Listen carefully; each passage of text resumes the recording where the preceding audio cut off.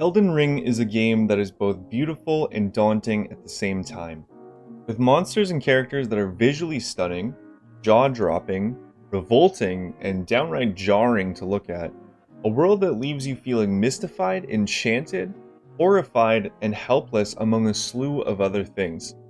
It is a game that will test you, test your determination, your drive to overcome obstacles, and your willpower to face intense adversity. Welcome, friends, to a brand new series I'll be starting called Blues Reviews, where we take a hard look at games and movies and deep dive into my opinions and overall outlook. I hope you enjoy, and if you do, be sure to hit the subscribe button. Before we go into this, I just want to state that I am somebody who has played every Souls game to date, minus Sekiro.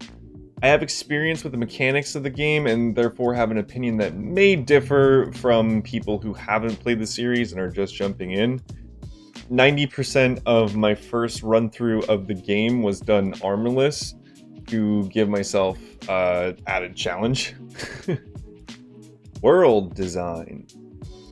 When I first loaded in after spending 3 hours creating my character and immediately putting on a helmet, I really didn't know what to expect. An open-world Souls game to me at the time sounded like my mom and dad getting back together after being divorced since I was 2.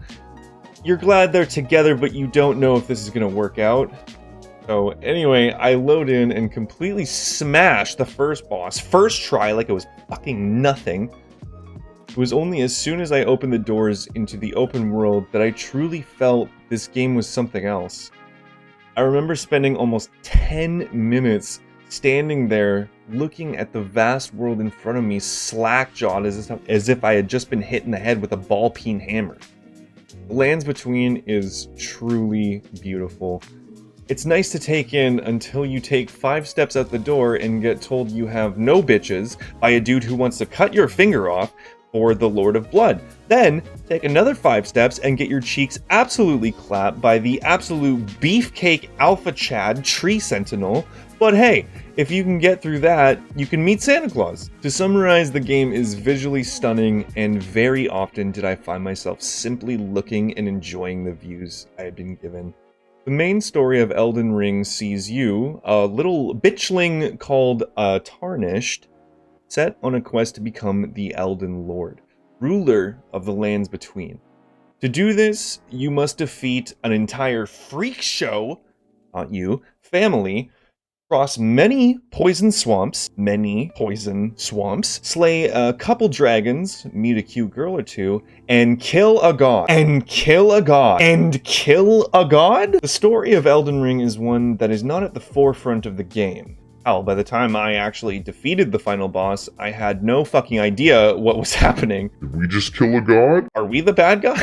To understand the story of Elden Ring, you must look carefully into the world, the items you find, and the things characters tell you. Nothing is laid out simply, yet everything is there for you to find. It is a story that is deep, complex, and is a rich web of carefully interwoven characters and their paths that you find yourself in the mix of. Combat. The real meat and potatoes of this game is the combat.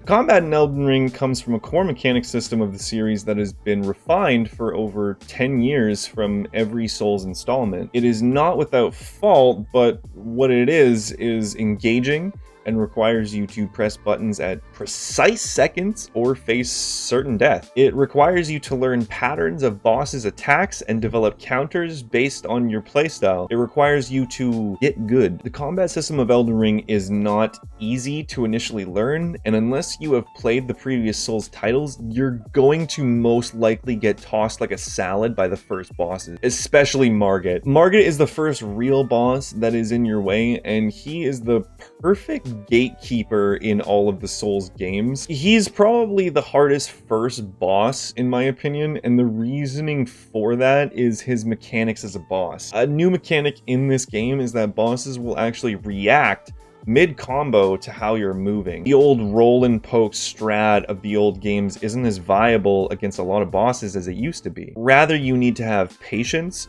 react to your opponent's attacks, and counter when the time is right. And with some bosses, the window you have to attack is often very small, and if you hesitate even in the slightest, you will be punished. All in all, the combat of Elden Ring hasn't changed much. You will still get your ass clapped. You will get your ass clapped so hard that you'll come back begging for more until finally, after 100 ass clappings, you finally clap their ass and do a little dance to celebrate. I cannot tell you how many times after beating a boss did I have to stand out of my chair and do a little dance, simply because I could not contain myself. The feeling of overcoming such intense adversity is one that is so rewarding. Finally beating that boss, doing a little teabag, pointing down where he died, truly glorious. I want to also talk about the monster design. Souls games have never shied away from having truly horrifying creatures, Lovecraftian beings, and things that are straight up uncanny. Astel, Natural Born of the Void, is by far one of the most insane looking bosses I've ever seen in a video game. I remember being so struck by the appearance of the boss that I got hit by his projectile attack a few times. Elden Ring has all of that, but there are also a lot of bosses that are straight up beautiful to look at. Renala, Queen of the Full Moon, was one of my favorite bosses just for how beautiful she was and the things around her. Fighting in her second stage was truly one of the most visually appealing boss battles ever. I really like that FromSoft added these bosses that are more human as well, because it made me want to learn more about them. Why they were in the place they were, and what place did they have in the world? What happened to them? Ultimately, the monster and boss design of this game is top notch and is my personal favorite in all of the Soulsborne games, with its ability to have such a wide range of bosses that are equally terrifying and beautiful at the same time. Sound design. For a world as vastly strange as Elden Ring, it's equally as impressive to say that they managed to capture just the right feelings with the soundtrack. It is a solid soundtrack, but all in all, it didn't stand out too much for me as the sounds of the previous games have. It's impressive, but it's not going on the Spotify playlist. The main theme, though, is pretty good. Overall review. Overall, Elden Ring is without a doubt one of the most impressive, visually stunning, rewarding experiences I've had with gaming this year by far, and for that, it is definitely deserving of a solid 10 out of 10. It is extremely rare for a game to make me get out of my chair and pop off, but with this game, I stood up and popped off numerous times. This game made me tear up, it shook me to my core, it made me laugh. This game has done so much for me that I had to start with it in this series, and I'm happy to give it this rating. Elden Ring is a game that I believe will cause a shockwave in the open world gaming community and create many great games inspired from it to come. So what did you think of Elden Ring? Let me know down in the comments what you thought. And as always, thank you so much for watching the video. If you enjoyed it, please feel free to hit that subscribe button and hit that like button and share this video with your friends. Any support goes a long way, and I appreciate each and every single one of you. Take care. Big dog man, are we bad people?